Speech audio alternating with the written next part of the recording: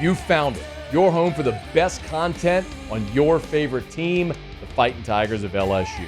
Do us a favor, subscribe to the channel, leave your comments below, and be sure to smash that like button.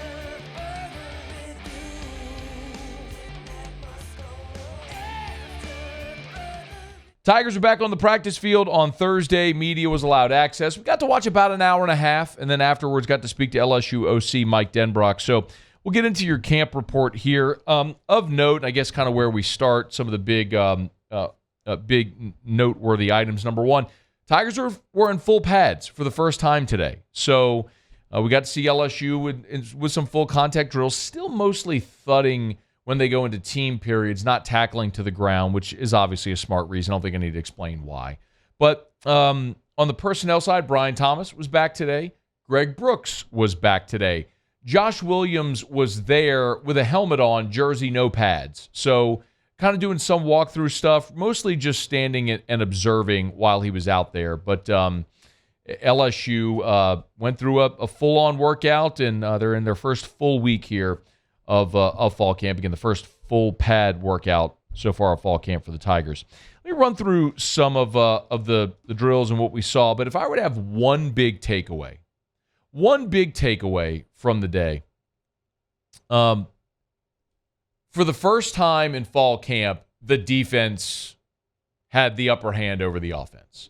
And I think ever since I and all the media that's been going out to practice and filing these reports and all essentially saying the same thing, that it has been overwhelming that the offense has been winning so far, it maybe has started to cause some concern for people about the secondary. And one of the things we've talked about is, look, it's early in camp, and the defense is going to come along. You got to trust Matt House, and the offense has a lot of these drills are skewed to favor the offense. But one of the things that I wanted to see in particular is what would happen with the receivers and defensive backs when the field shrunk, when they started doing red zone periods. And we saw some of that today. And the result was a much more level playing field. Keep in mind, a lot of the quarterback receiver drills that we get to see or have seen up to this point are a receiver and a cornerback out wide in a one-on-one matchup. Brian Kelly even talked about this after the first time we spoke with him, the first day of camp, where he said, look, that drill is slanted toward the offense, and it makes sense. You got a 100-yard field, 53 yards wide, and there's two guys out there. There's no pass rush. There's no traffic to interrupt anything. The receiver knows where he's going. The defensive back doesn't. So there was a day, I remember, it was the first day, where the receivers, I charted 22 cornerback receiver drills. The receivers won 20 of the 22. It has been overwhelming. Today, not so much. They went into a red zone period, and we saw essentially a split. When we saw the first receivers against the first defensive backs, Malik Neighbors caught a touchdown on Zy Alexander. Mason Taylor caught a touchdown against 21. Here I go again. I need to keep my roster handy. And then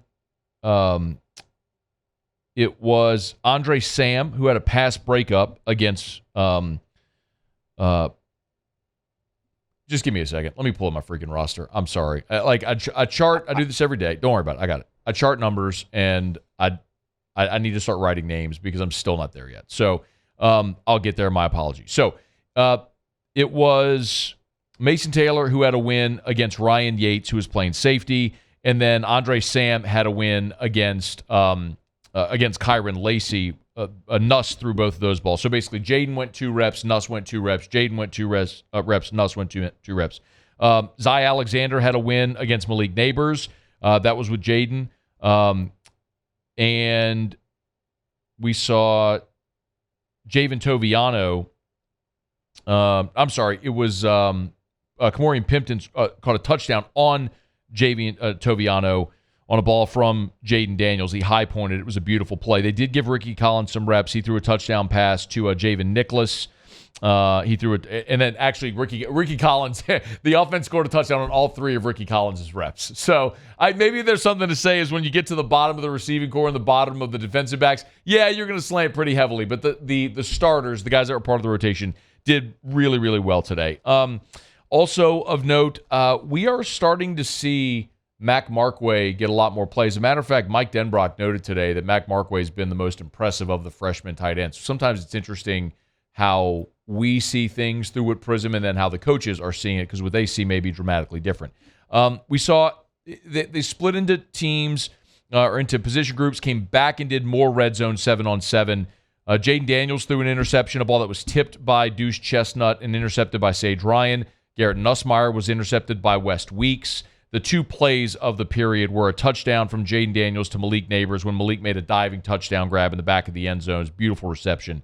And then Shelton Sampson made maybe the catch of the day on the same goal line drill it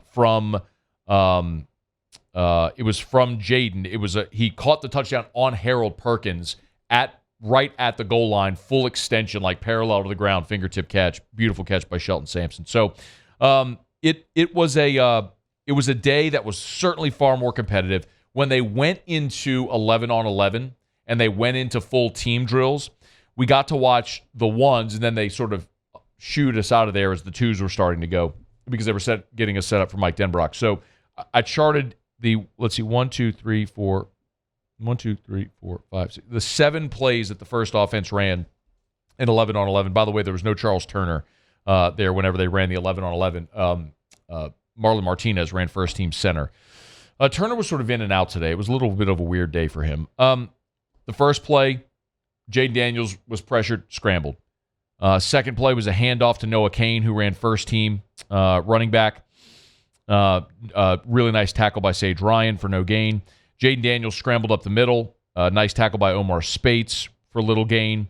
The 1 pass that was completed was in the left flat to Malik Neighbors on Zy Alexander for a short gain. It was actually, it could have been a catch and run, but if they were live, we didn't get to see that. He turned up, but he might have been down. We saw Trey Bradford get a rush to the right side for a nice gain. Then they went deep down the left side for Shelton Sampson, and it was incomplete. So it was a much more competitive day for the defense. We saw with the second unit, the running backs were Logan Diggs and Trey Bradford, and then the next receivers that went in, I shouldn't say the second unit, that rotated in. They went from Noah Kane to Diggs to Bradford. The receivers, after your first 3, Brian Thomas, Kyron Lacey, and Malik Neighbors, the next 3 receivers the next 2 that we saw were Chris Hilton and Shelton Sampson. So you're starting to see a little bit of a rhythm and a rotation there. We got to see a lot of the one-on-ones with the offensive line and the defensive line. Actually, the drill they're doing now is they'll line up like the left side. They'll line up the full line, the full offensive line, and then they'll have one-on-one pass rush, essentially. So the line, just so that it's in a more confined space. So like Will Campbell would go against Ovie Agofu.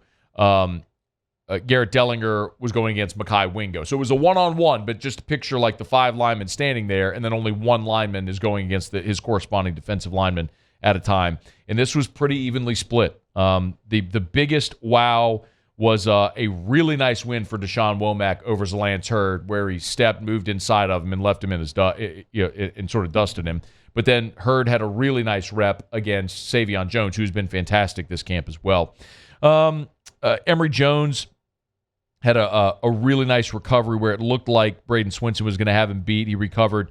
There was a play where Jordan Jefferson bull rushed Kimo Macanaioli. It's weird saying Jordan Jefferson bull rushed Kimo Macanaioli, but number 99, the defensive lineman Jordan Jefferson did. And Fitzgerald West had a big win over Charles Turner, and everybody kind of went, whoa, it was the big loud reaction when Fitzgerald West had that win. So overall, it was a much more evenly matched day, and a day that really went to the defense, which I'm sure a lot of people would breathe a big sigh of relief to see the defense, especially when they went full pads, have a much healthier day than what we had seen to this point. So LSU back on the practice field on Friday. We will have media availability again. We'll look forward to telling you what we see out there as well.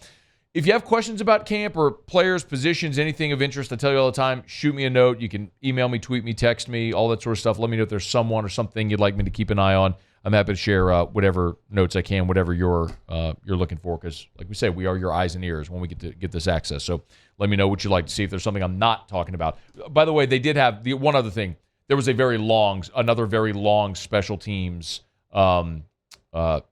segment portion of practice where it wasn't just, you know what? Let me not skip this over because I do think this is relevant. So they went with the first team punt team. This was your first team punt team. You ready? Sage Ryan, Major Burns, Omar Spates, Slade Roy was your snapper, Greg Penn, Harold Perkins, Andre Sam, your personal protectors are Ovia Gofu, Marlon Martinez, and Savion Jones, and then Bramlett was your punter. It's all starters.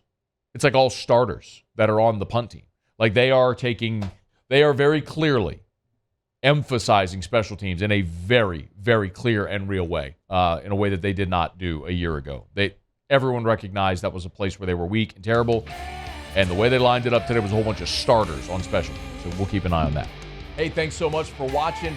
Please leave your comments. I love to interact, and be sure to hit the red subscribe button below.